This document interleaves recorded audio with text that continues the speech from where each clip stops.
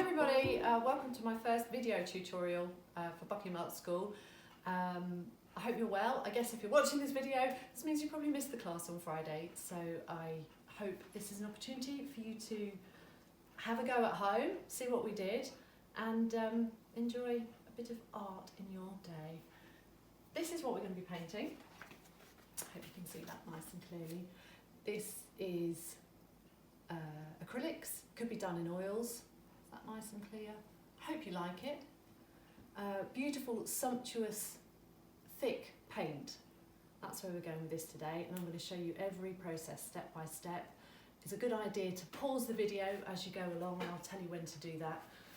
I'm really sorry, but I don't have any biscuits for you. But, you might want to just pop out, pause the video now, nip down to the co-op, grab yourself a couple of hobnobs, put the kettle on, and then it will be ready just in time for our tea break. Okay, but I won't be handing them out with tongs like I did earlier in the week.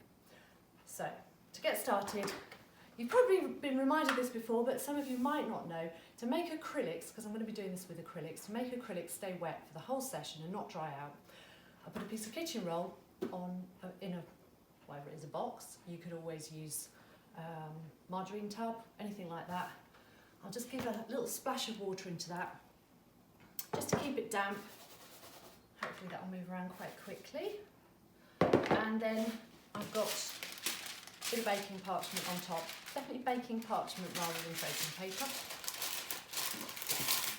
Lie that on top. I'm going to need some paints, aren't we?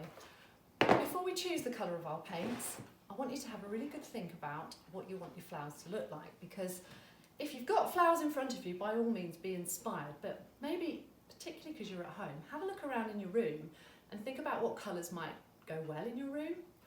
I have to say, this would have gone perfectly in my son's bedroom because there's a bit of orange in there, but it's really nice if you can do a painting that actually goes in a room. It can make the painting look even better. And obviously make your room look better. So how lovely if you can produce something today that you can put on your wall when you finish with it and feel really proud of. So with that in mind, I'm going to do the same colours that I've got here. You are welcome to do exactly the same one as me, of course. Who's there to criticise you? But if you decide to go with another colour, you've got to think about your background. And when I say background, I don't mean what's going on here, this lemony colour in the background. I mean what's going on right underneath, because what gives this painting a little bit extra, stops it looking amateurish, gives it depth, is that there's a really dark colour right underneath there.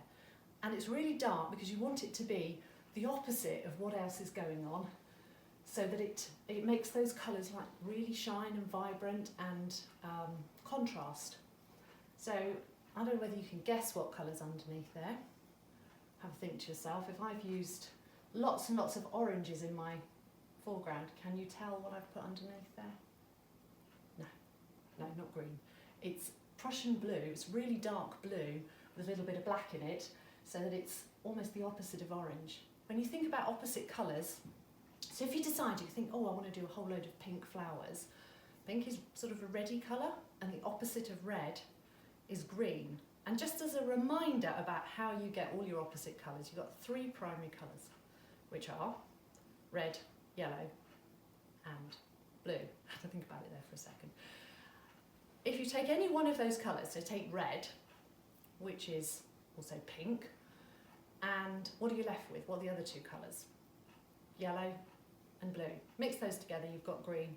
That's the opposite of that colour.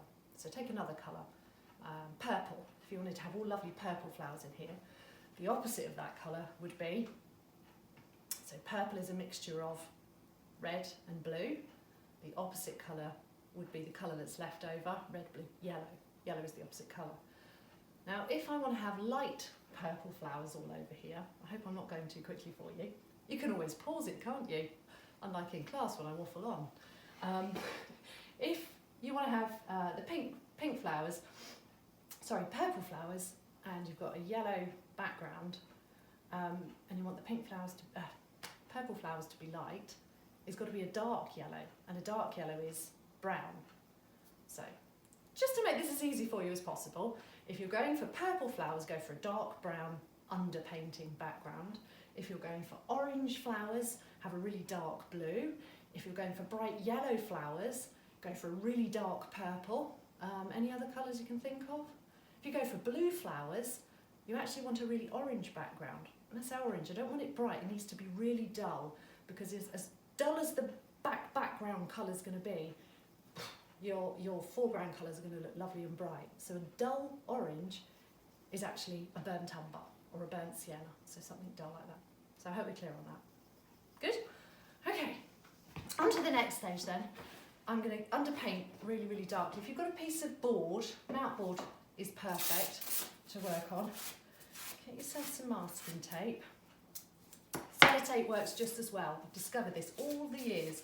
I've been using masking tape, which is a little bit more expensive, or special low-tack masking tape. Sellotape works just as well. And to make it low-tack, or the floor, the carpet, dog's brilliant for this. It does get a little bit hairy. Okay, so I'm just going to outline my masking tape. And the reason for doing this is if, obviously, if when I've finished, it'll give, here's one I prepared earlier. You can see it gives a lovely border to what you've done. If you're working with oils, it means that you can hold on to the edge without getting sticky, somewhere to put it, particularly in your house, because if you're doing this at home, we don't want to get paint everywhere.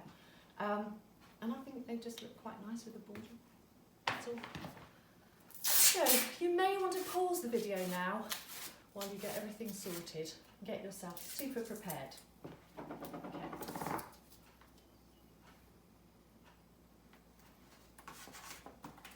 Right. Take this away. It's down here. And I've got something to work on so you can see stage 2. Bring that a bit closer. Hope you're still with me. Okay. Right. So how do we apply this underpainting? Let's make it as easy for ourselves as possible.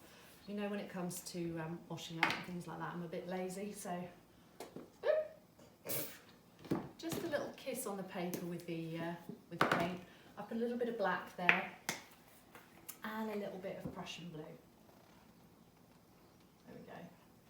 And I'm going to show you the kind of quantities that we've got there. I'm just going to get a bit closer. They are it's just a little blob. Okay? Take it back. Now, if you can find an old rag, this is just, I don't know where this is from, but it's just an old rag, something cut up. Rags make great toilet rolls as well, by the way, just saying. Keep everything. And I've dipped that in water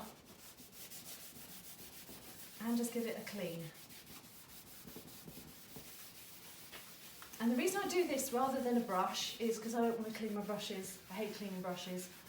And also it really pushes into the fibres of the paper, which means it dries really, really quickly. So by the time I've finished covering this, it'll be virtually dry and I can paint straight on top. That is just about dry. Lucky fingers. Promise I'll wash my hands afterwards. Just to see if that's dry. Yeah, it is almost dry. There we go. Okay, ready for the next stage. Ideally, if you want to grab some flowers, I wonder if there's a magic hand that could just pass me some flowers. Thank you very much. Any flowers will do. I mean, you could just have some weeds in a vase. I just want it as inspiration. I am not going to be copying this. You are not going to be copying what's here. I'm not going to be drawing white flowers. I think that's actually not boring, but not what I'm looking for. I know what you're thinking now. I can just tell. Some of you are thinking, but I want to do some white flowers because they look lovely in my house. Fine, if you're going to do white flowers, maybe just go for a completely wild, different kind of background underpainting so that whatever goes on top shines through and makes it just a bit more interesting. Okay, now, hopefully some of you have got some chalk pastels at home, or a piece of chalk, because that's what I'm going to draw with. I'm going to have to move this back so I can fit myself into the whole picture. That was a painting just flying across the floor. I've got the flowers here. You don't have to copy the vase either. You want to really think about where the main bulk of the flowers are going to sit. So ideally, they're going to be filling up most of the page, and the vase is actually going to be quite small on the page. Now I am just marking out, yes, it looks like I've drawn a tree.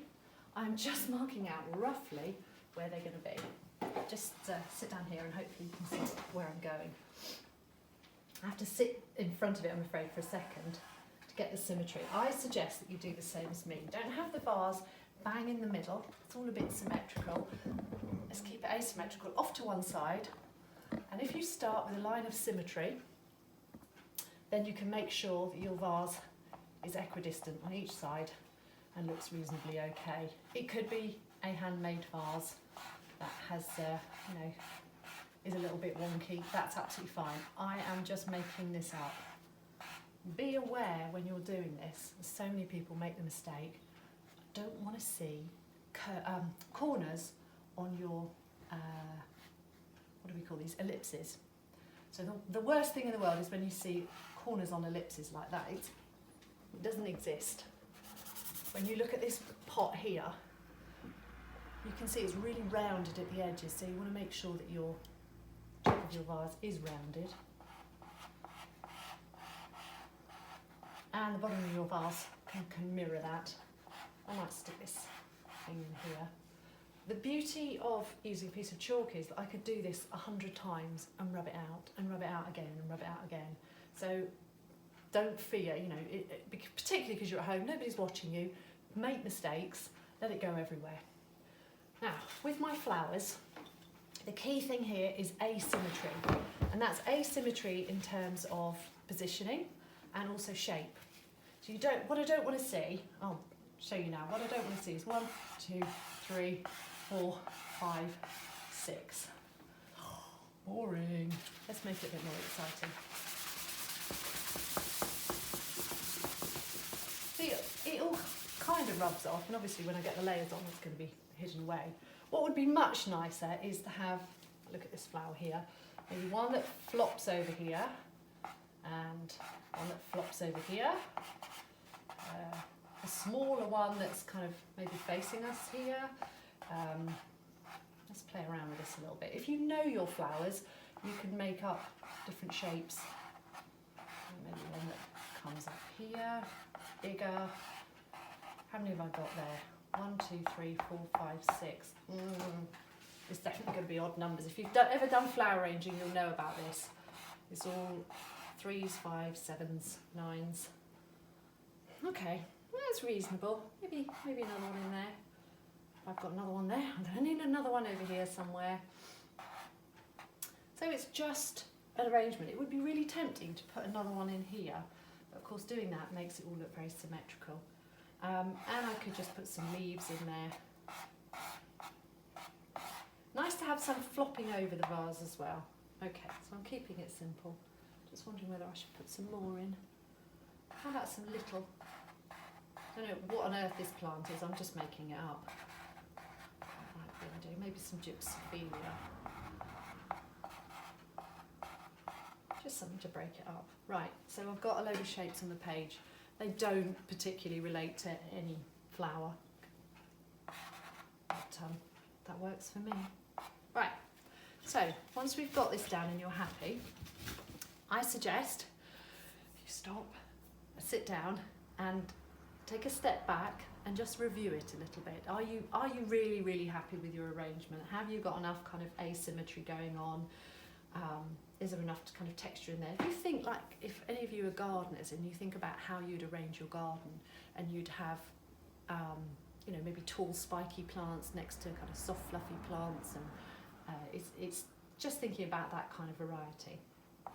Okay, so now I've got that down, what I want to do is get some paints out, and hopefully, having talked about this earlier, you've already worked out the kind of colours that you want. So I am going to be going with these lovely orangey colours. So I'm going to stick out. Let's pop these down. and I'll show you my palette in a second. It's a really good idea if you lay out your palette like a rainbow, everything on the edge of the palette, and then work in to kind of mix the colours. Hopefully I've got enough paint out here. I'll try not to use too many colours, and then I'm sure we won't have quite as many as I've got. Not on a level playing field, are we, if I'm using extra colours. Ooh! You didn't see that, but I put a load of accidental pink out there. But you'll see when I show you my palette, it really is quite a rainbow. So I've got oranges and yellows. Definitely going to need some white. And then greens for the leaves.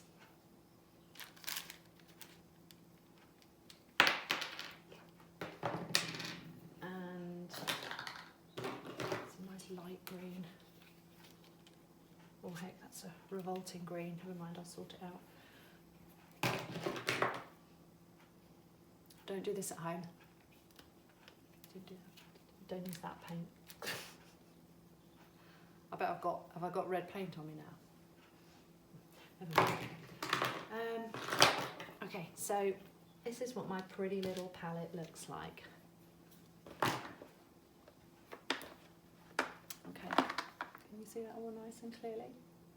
So I've got all the colours that I want for my flowers, and then I've got a really dark green, it probably looks black on there, and a light green. I'm not sure about that green, but I'll make it work. And then I've just got one little accent colour, which is the opposite colour in a light blue. I think I might add into that as well. Okay. 3 brushes. 3 size 10 brushes. Can you see there clearly?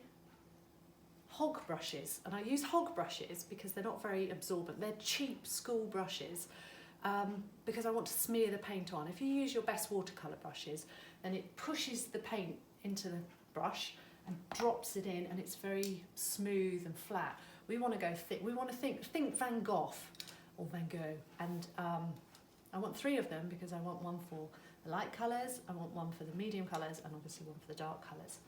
And just to begin with, I'm almost going to paint this in as if I was a child colouring in. I'm not going to think too much about light.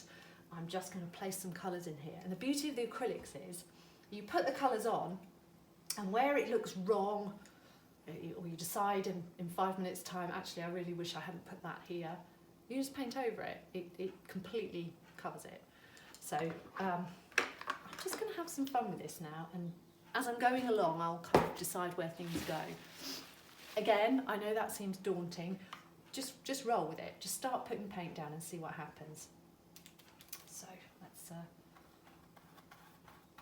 and I'm putting it on, as you can see, really, really thickly. I will barely use any water. Let's have another one up there.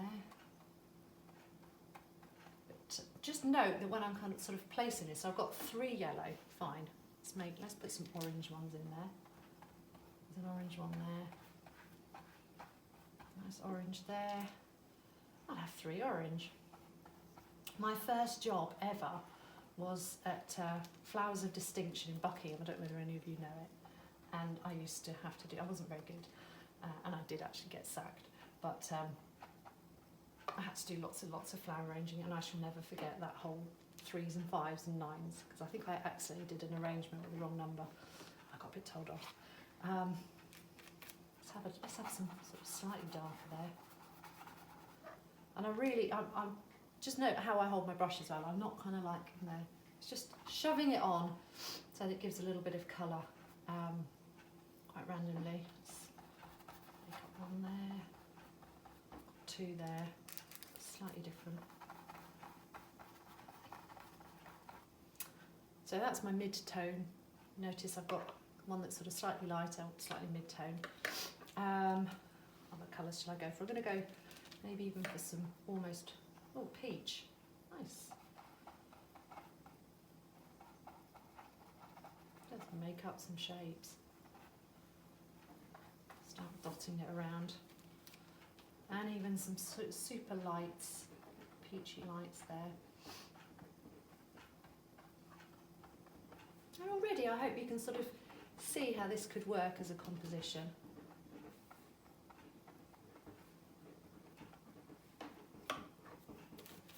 I'm going to put in a little bit of foliage. Now, when you do that, bear in mind that with each flower, you've often got, as you can see on these are fakes, by the way. Can you see you've got these bits? I'm going to get it wrong. Is it sepal? Something like that is called, but it's the bit that was originally the bud. You normally expect to see that kind of holding on to the top of the flower, and then obviously the stem coming down. So I will indicate some of that perhaps on here.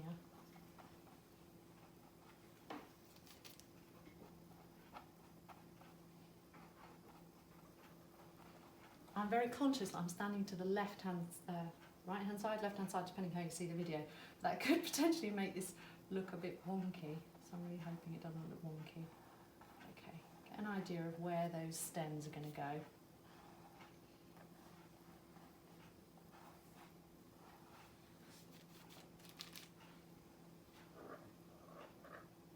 Right. I'm just going to put a few leaves in there, and then we'll have a little close-up and see how this is all looking.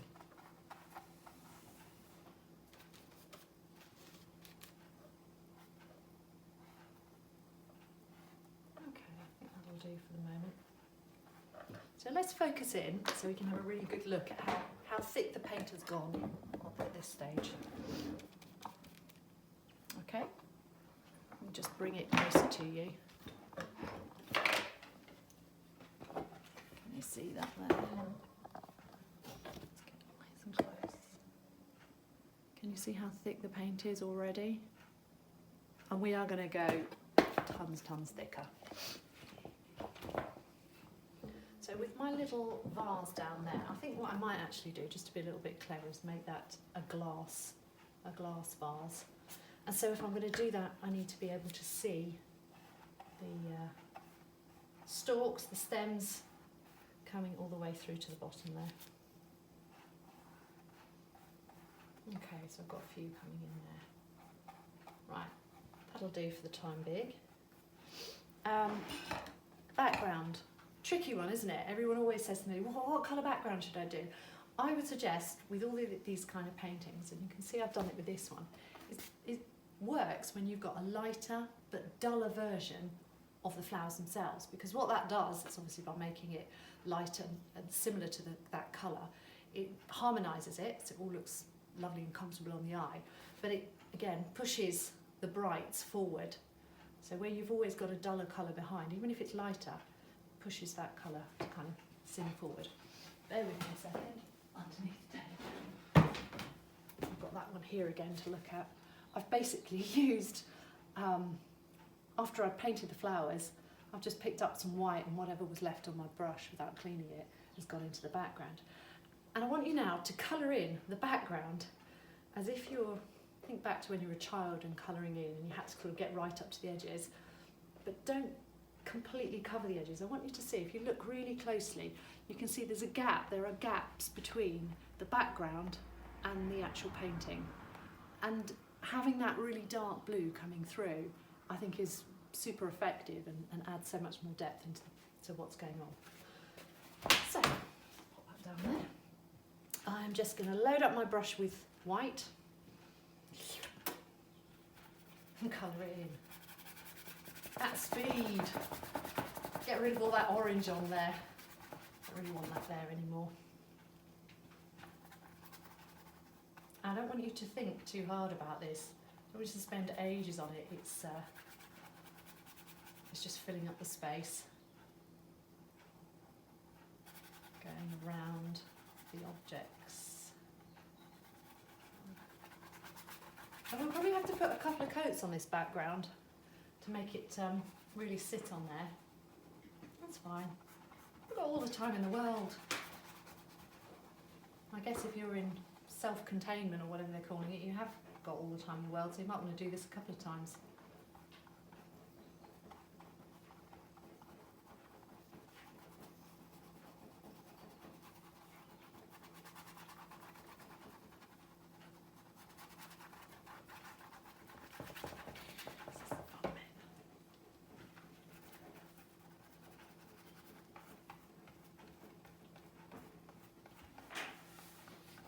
And bright and cheery.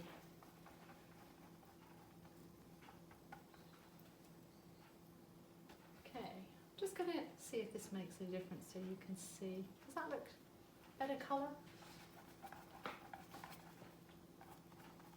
There we go.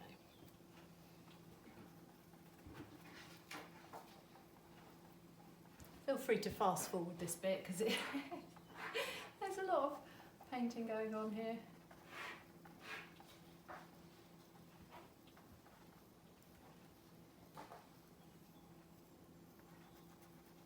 Or, if you like, you could, whilst I'm doing this, you could go and make yourself a cup of tea and keep flicking back to see where we're up to. Paint along with me.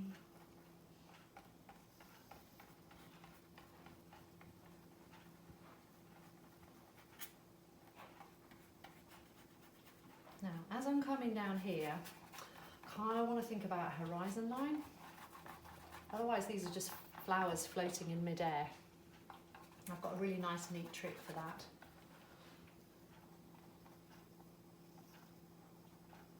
Just going in between the flowers here with a thick brush, so it's actually not as easy as you think.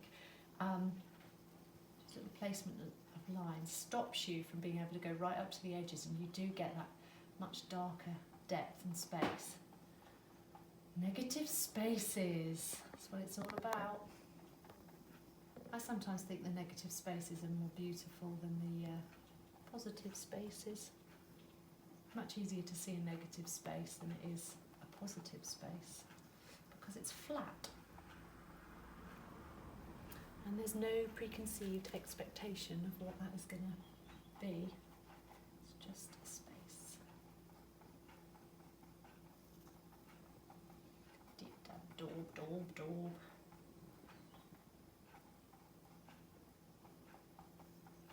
Okay. See what I mean by negative spaces? I really hope that you're enjoying yourself right now.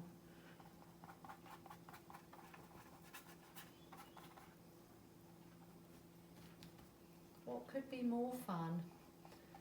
Painting flowers out of your head.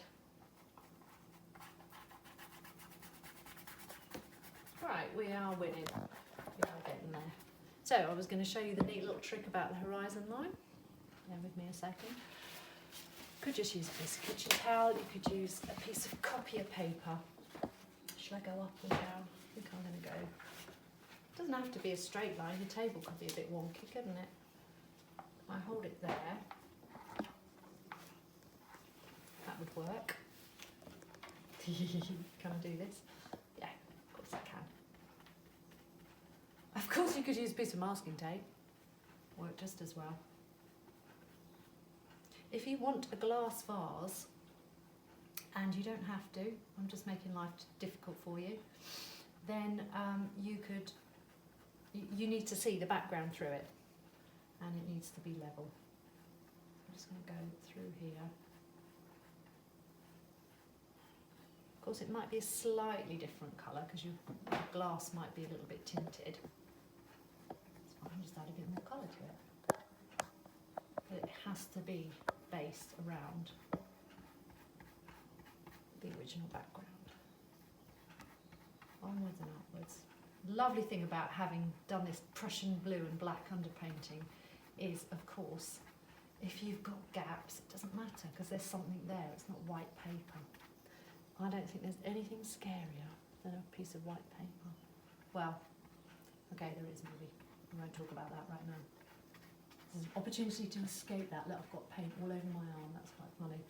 Anyway, that should hopefully, yeah, give me a nice straight line and paint all over my arm. And why not? But at least it's given me an indication, nice horizon line. Okay.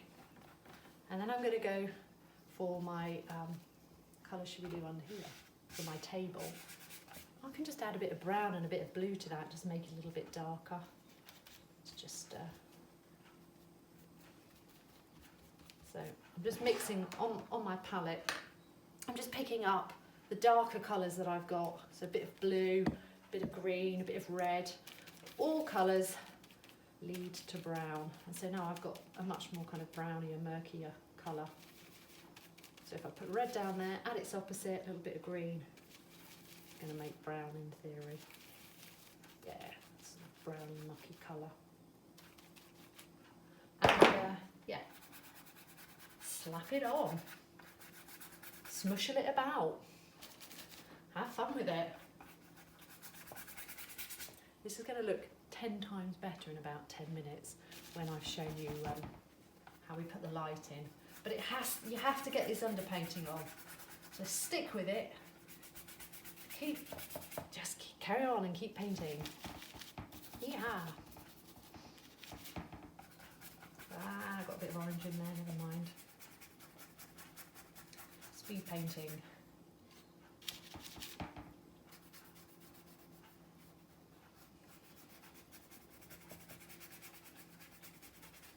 How's everybody doing? Have you had your cup of tea yet? So I'm going in my vase with that same colour, and I'm still hopefully sort of painting around the stems. Don't worry if you feel like you've lost your vase at this stage, because you can easily put that back in. Okay, so stage 1 completed. Are we ready for the next bit? What I want you to think about now is once you've got this all down and once you're really kind of happy with it, I could probably put a few more layers on here if you want to, and take your time. Don't feel like you've got to do this at the speed of this video. Put it on pause, stand back and make a few changes. Once we've done that, I want you to think about light and where your light's coming from. For me, I'm thinking that I probably want my light, if I've got my vase slightly to the right, I don't know whether that's the left for you, you know I'm not good with left and right. Then I want a shadow to come and fill in part of the paper. Therefore, I need my light coming from over here. So if you can just imagine like a big spray can of light white paint, where that would hit on all the flowers. So I'd expect it to hit here and here on the right hand side of everything. Likewise, you could almost imagine another spray can full of dark paint, dark, sprayed from the opposite side, and that's where all the dark's going to go. So what I'm going to do now is layer on lots of light, lots of dark, and I'm going to put in a little bit of dark on the glass. Thing about glasses, you want it to look like glass, you've got to have a background. So already it sort of looks transparent, but also on glass you get really reflected light, so you get super light and super darks, and then kind of nothing in between. Sometimes you get a little bit of the reflected colours from the flowers into the vase as well. So, first of all, I want to show where the light's coming from with a shadow. I am going to use a little bit of black. So I've got a little bit of black paint there. I'll just pop that in there. Steal a little bit of that, maybe with a little bit of blue in it.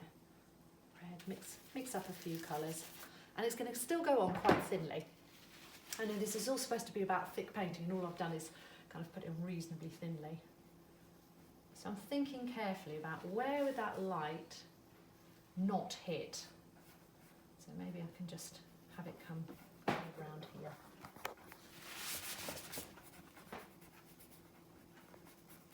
Somewhere around there, that'll do. But I want a shadow, definitely. And when you're doing a shadow as well, bear in mind that the outside edge of the shadow gets more light access to it. Okay, so we're just putting the shadow in. I've just put a shadow in underneath the vase, making sure that it's much darker towards the base of the vase coming out. If this is a glass vase, so I'm just going to sit there like a bowl. It's probably going to have a little bit of something to explain the back of it as well. So even though I've got a big fat scrappy old brush, and it gets scrappier as you start to paint, I'm just going to give a little bit of an edge onto that vase so you can sort of see where it is, and maybe a hint of some of the back of it, some of the front of it. Okay, right, now here's the fun bit. I'm going to put the lights in, and everybody thinks when you put lights in it's got to just be that colour with a bit of white. Definitely not.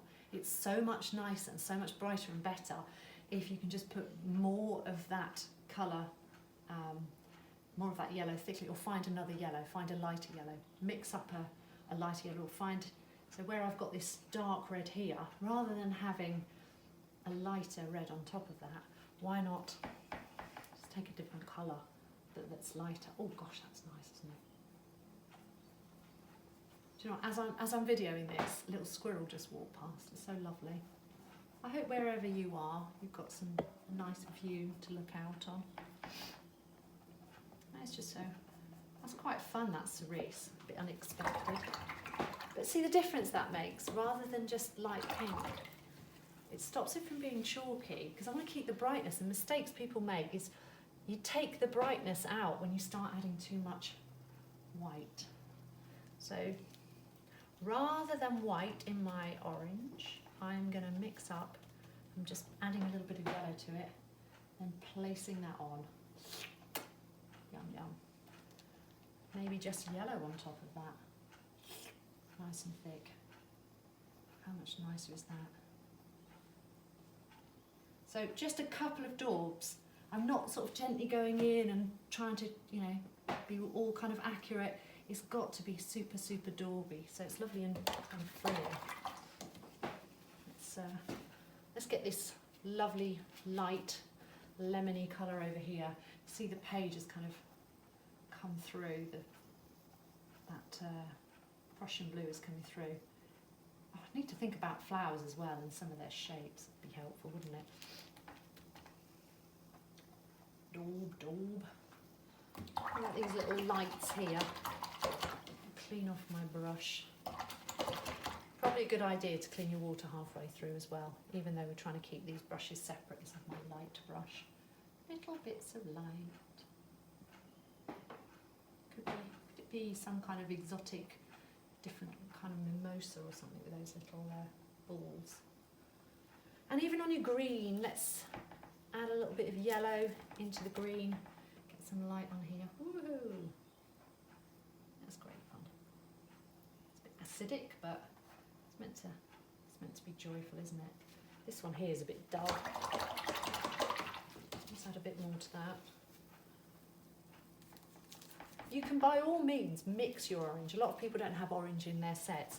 Always, always, if you want to mix orange, you want to be using vermilion or a cadmium red light and a yellow, preferably a cadmium yellow. Because if you use a alizarin crimson, it's got blue in it, it's going to make it look brown, it's not going to make it look orange at all. Vermilion has naturally got a bit of orange in it. And always start with the lightest colour, so start with the yellow and then add a tiny bit of the other colour into it. Still not bright enough.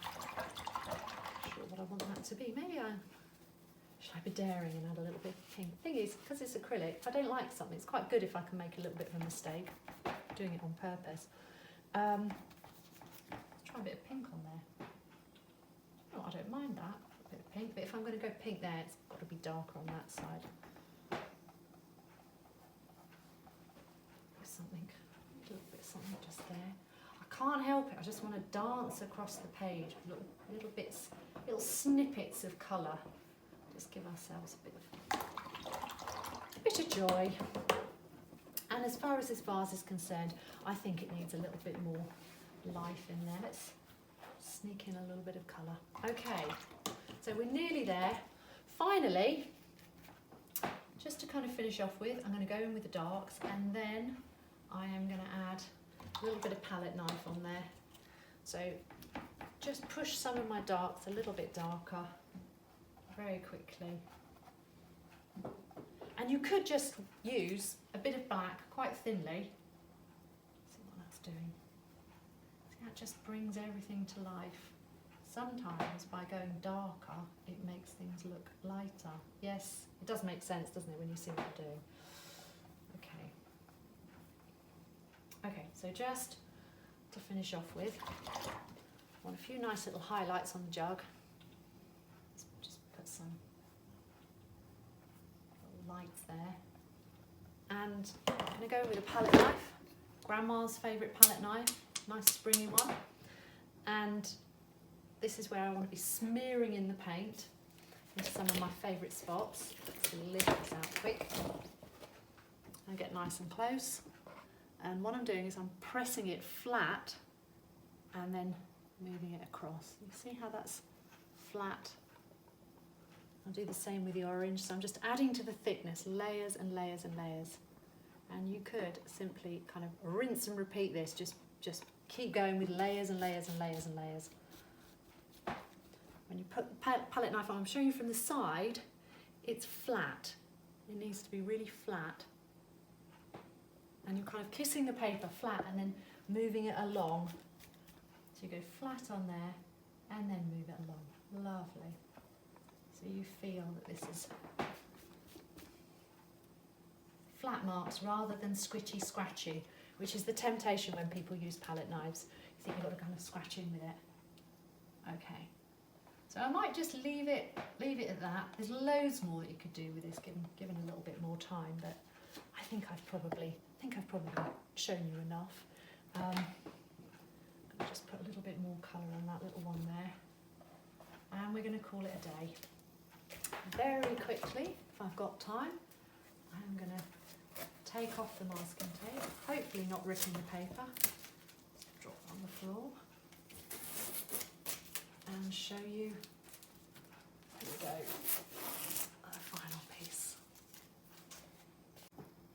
Okay, and so this is the finished painting. Thank you so much for watching, and I hope I haven't bored you too much, and I hope you've enjoyed it. I would love to see what you've done. I miss you guys, and I hope you stay well. Take care and see you soon. Thank you.